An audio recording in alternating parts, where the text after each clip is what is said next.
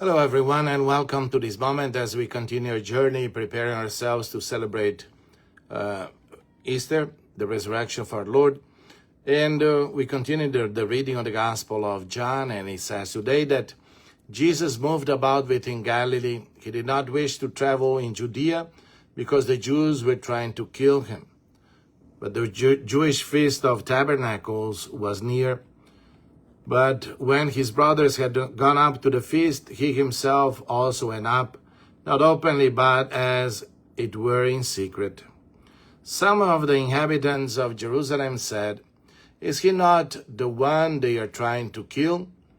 And look, he is speaking openly, and they say nothing to him." Could the authorities have realized that he is the Christ? But we know where he is from.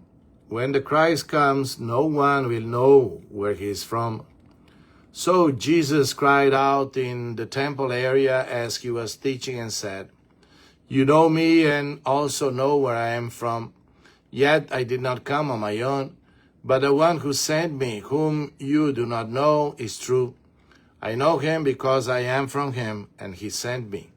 So they tried to arrest him, but no one laid a hand upon him, because his hour had not yet come. And this is the gospel of today. And we continue the reading, if just to remind you what happened just the other day as Jesus was passing by the pool of Bethesda.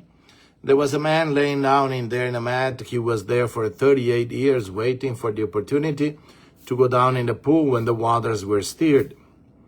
And always there was somebody else going down first. So Jesus told him, "Raise up, pick up your mat and walk." And he did. The problem was that happened on a Sabbath. And so it was forbidden to work. And to carry the mat was work, and to cure was work. So Jesus was in trouble with the leadership of those days. And it is interesting because there is a big dialogue and conflict among Jesus and the leadership. And that is what we came to today's gospel. So Jesus walked away from Judea, from Jerusalem, but he was back because of the festivities. His hour had not yet come, but there is one thing.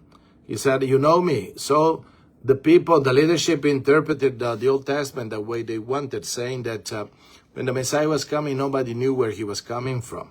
And God decided, in his own free will, to send his only son in the human way. So the man called Jesus is 100% man and 100% God. And that is what we have to understand today. And to understand that God does fulfill his plan of salvation in his own way. And for you and for me, we are called today to pay attention to his voice, to pay attention to his words. Because on that depends on our going to heaven or to hell. Simple as that. Up or down. Not because our good deeds are going to give us the merit to go to heaven. No. But because our good deeds, they are an answer to the call and the invitation of the Lord.